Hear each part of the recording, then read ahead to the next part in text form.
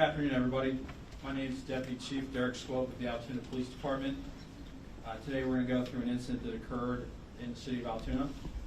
This morning at approximately 9:14 a.m., Altoona police officers received a call of a suspicious male at a local restaurant. It was reported that the male matched the description of the UnitedHealthcare murderer in New York City. When officers arrived, they made contact with the male who had a face mask on.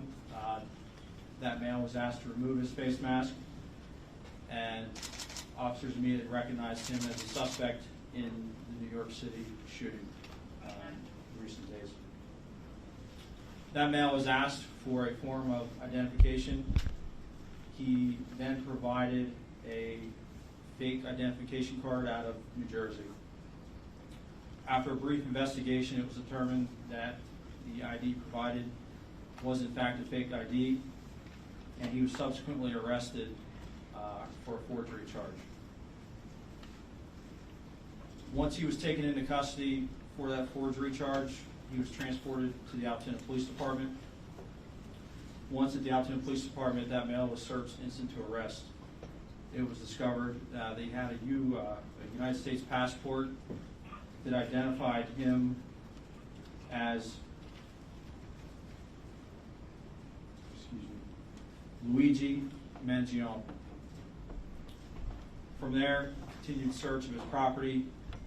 A firearm was located, and a suppressor was also located. There were also other items of evidentiary value that were located that would assist in this investigation. At this time, I'm going to turn it over to Governor Shapiro for some words.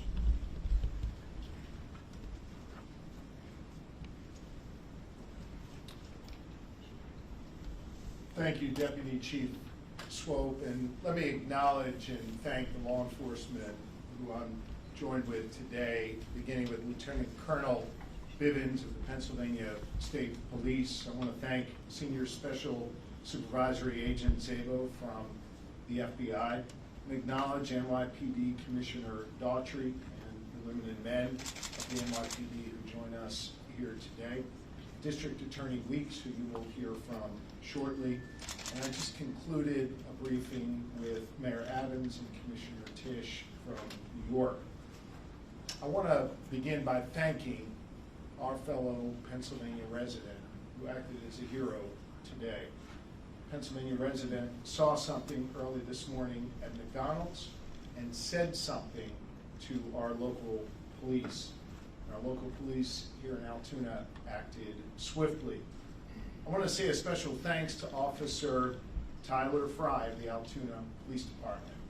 Officer Fry is about 6 months into his time serving his fellow people here in Pennsylvania, and he acted swiftly, he acted with smarts, and he acted with calm.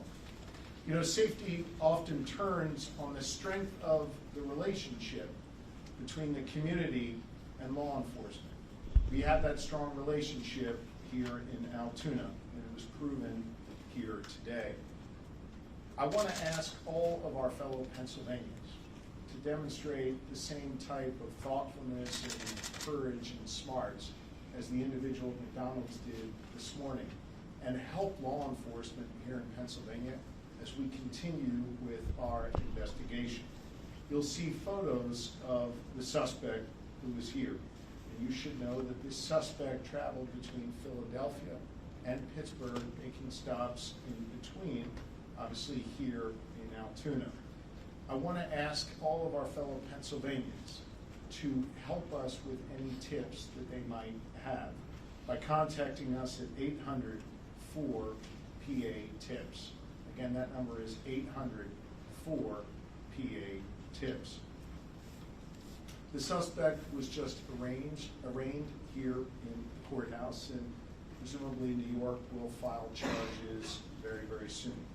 That process will continue to play out, and justice will be delivered in this case. This case is hinged on attention.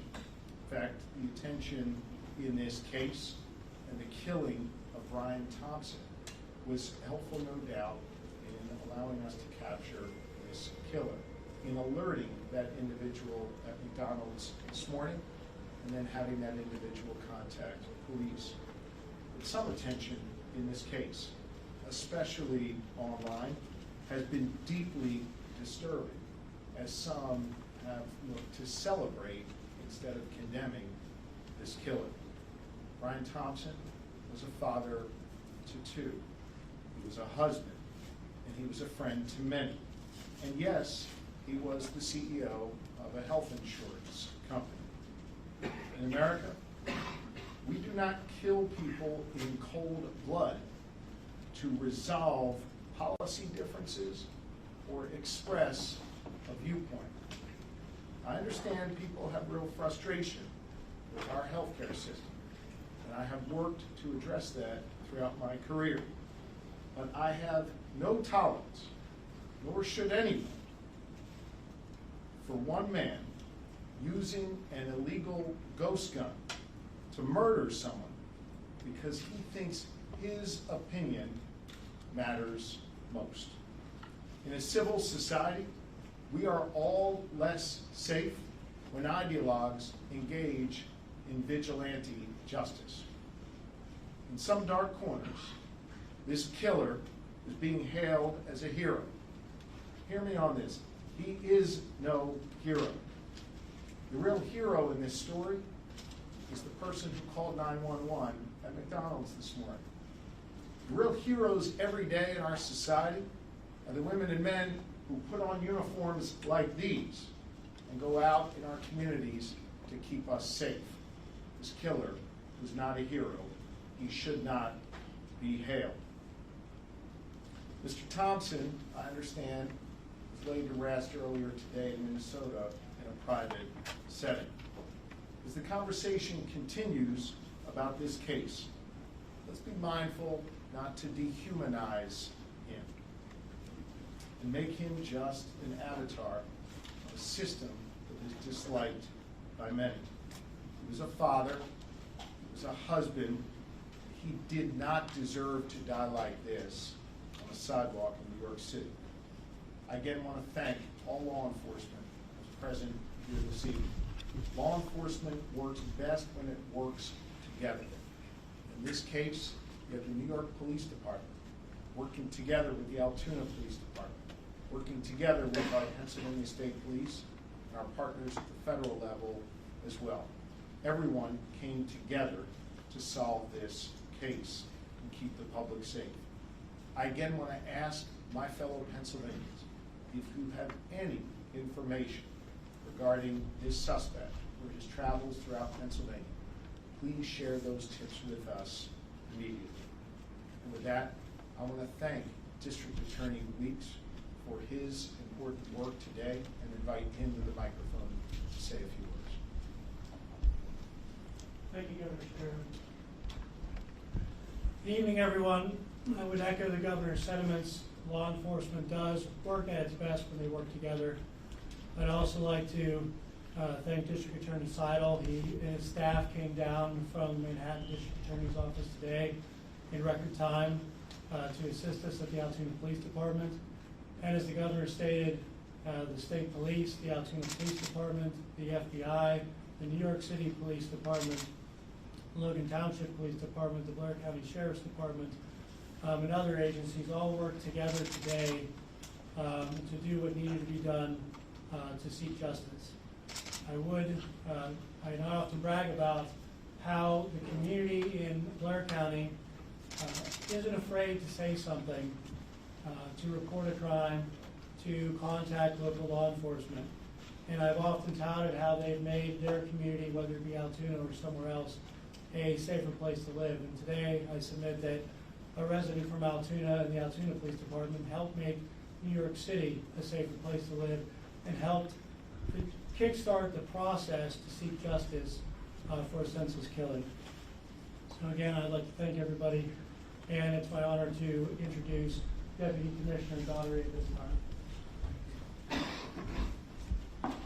Thank you, Mr. DA.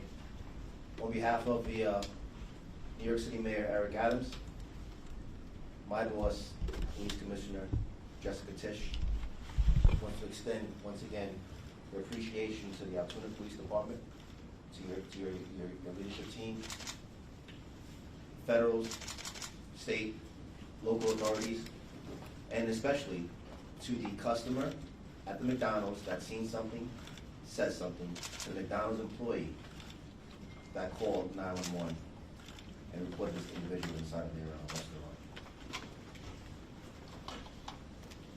The men and women behind me, detectives.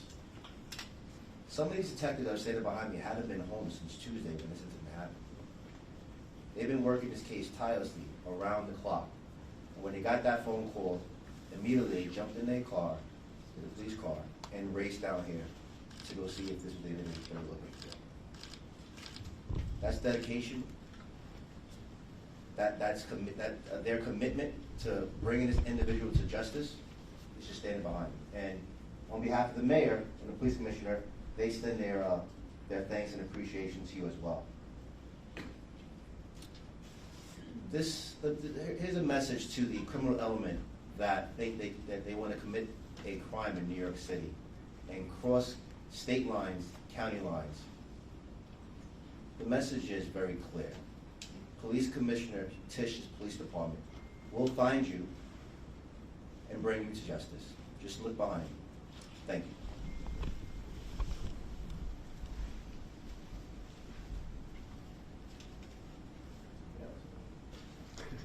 I think with that, we are happy to try and take a few questions. Governor, question, I guess maybe for the local law enforcement about the arrest specifically today. I don't know who that would be. Refer to Altoona. I guess I'm curious if we could hear a little bit more about the dynamics, if you could step to the podium, sir. We could hear a little bit more about the dynamics inside that McDonald's. I know there was some detail in the affidavit about what happened when the individual was asked if he'd been to New York. Could you speak a little bit to his demeanor and how that played out? Sure. So it was a peaceful arrest, first and foremost. The officer quickly recognized the male as the suspect from the shooting. And within several seconds of the first contact, he had asked the suspect if he had been in New York City recently. And that really invoked a physical reaction from the suspect. He became visibly nervous, kind of shaking at that question. And he didn't really answer it directly. So that statement alone really said a lot. And the suspect didn't have to say a lot after that question to show that he was very nervous at that point. And was that the officer that the governor mentioned who's new on the job, who was involved in that? Yes, so Officer Fry's here to my left. Officer Fry can step this way a little bit. And then his partner that he was with, Officer Joe Detweiler. Officer, could you maybe identify yourself and maybe describe that whole interaction and what played out? Spell your name. Yeah, Joel Fry, Tylerfry. So whenever we got on scene there, we were able to pretty much find where he was at in the restaurant. And as soon as he was wearing a blue medical mask. As soon as we pulled that down, or we asked him to pull it down, me and my partner and I recognized him immediately, just from what we saw in the media, with photos, videos. We just didn't even think twice about it. We knew that was our guy, but he was very cooperative with us. Didn't really give us too many issues. Once we found out his identity, we took it from there. How does it feel with 6 months on the job as a law enforcement officer to be part of, to make this arrest? I can't say I was expecting it by any means, but it feels good to get a guy like that off the street, especially starting my career this way. It feels great. So upon his arrest, has he made any statements since his arrest? Has he asked for a lawyer yet? To my knowledge, he hasn't made any statements. You guys How are long did he saying, stay in Altoona, and where was he staying, and then was the gun on himself, or was he in another car somewhere? We are still investigating how long he's been in Altoona. There's still a lot of follow-up to do on this case. Again, the men and women behind me are assisting with that. Can you tell we're us- still looking into it. I'm going to ask Lieutenant Colonel Bivens of the Pennsylvania State Police to address the question you just raised. So there are a lot of things that need to be followed up yet in this investigation. Certainly, there were a number of items that were found on his person, in his backpack, that have been inventoried, and we've begun to do an analysis of some of those. There were written documents. There are electronic devices that are in the process of being downloaded. Search warrants are obtained. And so over the next hours and days, those efforts will continue. And we're going to take a closer look at all of the information that we can glean from that regarding his activities up until and during the time of the homicide, his flight from New York. And we know that he has been in Pennsylvania excuse me, for several days. And so part of that investigation will also focus on trying to retrace his steps. We've already identified businesses, for example, that he frequented in this area and activities that he engaged in. That led us to more evidence. And so all of that is becoming kind of a mountain of evidence that has to be analyzed and looked at. I'm confident we'll have a much better idea of his activities over the past number of days in New York and in Pennsylvania. Additionally, we're also trying to determine that we don't have another actor or an accomplice out there. So this information will all be used to help us prove or disprove whether that exists and whether there were any other intended targets. So a lot of questions that are out there that are unanswered yet, but we have a lot of information that we can examine that hopefully will give us some of those pieces of data that we need. Someone asked about the interview. He was initially cooperative. He is not now. And so he has been arraigned and transported and will be securely housed pending the filing of additional charges in New York. So he is an actual suspect in the... Governor, you mentioned that he was in Pittsburgh at some point, is that correct? What Yes. do you know about that time in Pittsburgh? Bill, we're not going to get into any more details at this time. We would like to hear from any Pennsylvanian or any Pittsburgher who had any sightings or any dealings with the individual. That's why I specifically asked for anyone with tips to share that. But Can you talk about the extradition to New York? How does that process work? I know that you have your case here, but what happens with the New York market? And how long does it take? Thank you. So that answer depends. Once the charging documents are filed in the state of New York, we will file a fugitive justice complaint against the defendant. He'll be brought before a common pleas judge shortly thereafter, and the defendant will be presented with the option to waive his extradition or to contest his extradition. If he waives his extradition, we of course will make him available to the NYPD and the Manhattan District Attorney's Office as soon as we're able to arrange his transportation there. If he contests it, that process typically takes between 30 and 45 days to do the requisite paperwork, but we do that all the time in our office, and that's kind of a normal procedure. Any On insight the matter of the backpack itself right now, the backpack itself, you had the one that was in New York. Do we know if that's the same one that he had the time of the shooting there, or is this backpack that he had here one that he may have acquired? And the findings inside, the gun, the silencer, and cash, some foreign currency as well, is that correct? I'll defer to someone else. I'm not going to speculate on any of the interpretation of the evidence. I'm going to rely on the officers doing the investigation to complete that and reach their conclusions. Can we say more about any possible motives in this At case? this point, he is a suspect in the hit on the United CEO. Can we call him a suspect at this point? Obviously, he was arrested on other... Yes, as we confirmed at his preliminary arraignment, with the permission of District Attorney Seidel, we expect charges to be filed forthwith. And obviously, that I'm not going to speculate on that timing, but tonight or tomorrow or sometime in the very near future for homicide. Any Governor, other items just you'll say? to Sorry, sir, can I clarify just one ask? quick- Sorry, sir, can I just ask? In terms of the officers investigating this case, can you say any more about a suspected possible motive? So at this point, we're not going to comment on that. I mentioned that there is a lot of information to go through. Certainly everything has been or will be shared with NYPD, but there is other information that really doesn't even pertain to that investigation. It, again, focuses more on his activities here in Pennsylvania and other travels. So all of that hopefully will shine more light on it. There is some information that gives us some insight into his thinking, but again, all part of the ongoing investigation. Way too early to Can you say discuss anything that. more about the document that was found, the handwritten document? As far as the NYPD, we're not gonna be commenting on the investigation steps, here.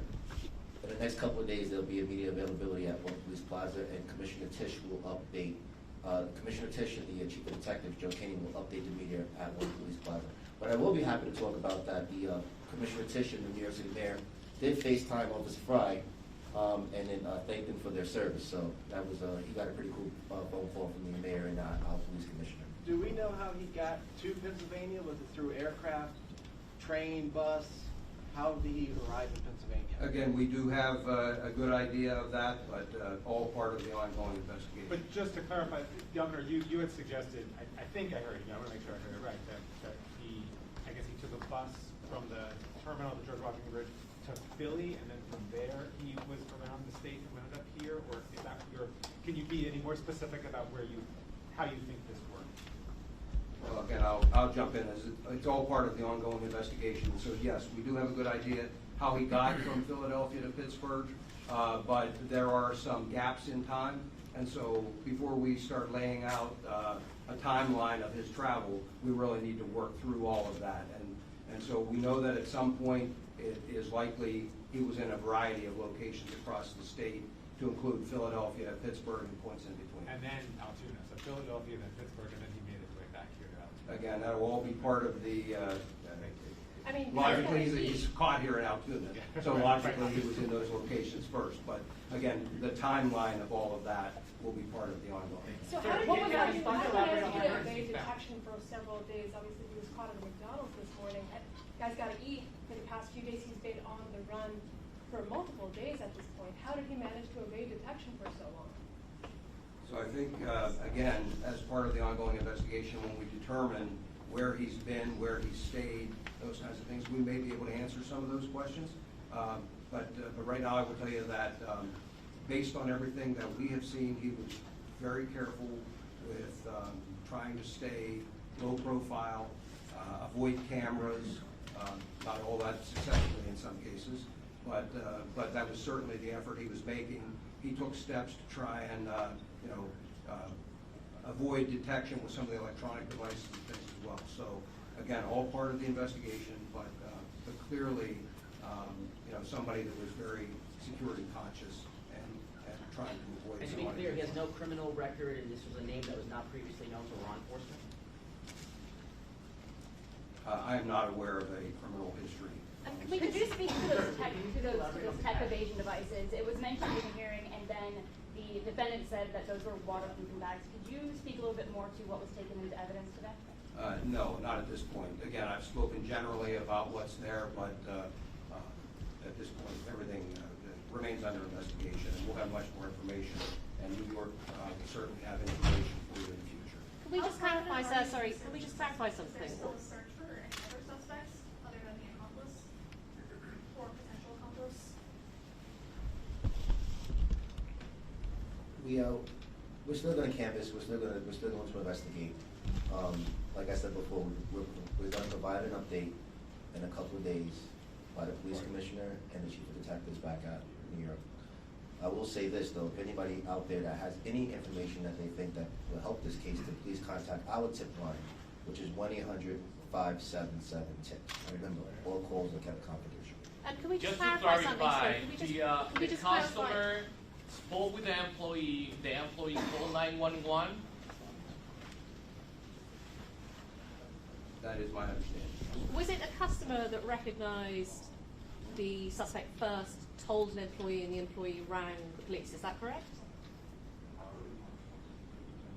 Yes, my understanding, I was just confirming, but my understanding is the employee became suspicious, thought they recognized, and wanted someone to check it out Oh, first. because someone referred to a customer earlier, but there was... Yes, that's what I'm saying. I'm sorry, did I say the employee? The customer recognized, notified the employee, and wanted someone to check it out. So it was a problem. Which restaurant it was? Was it the one on Plain Rose?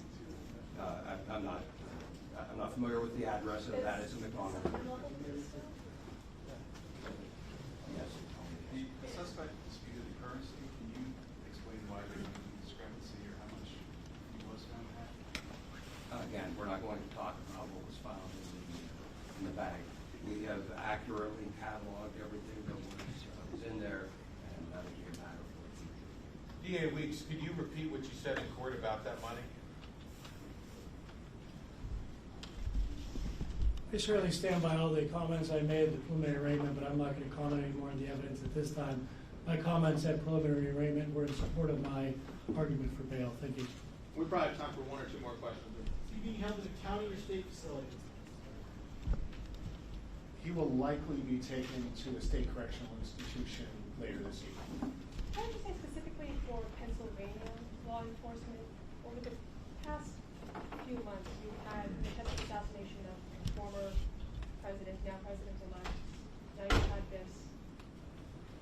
What do you think about that?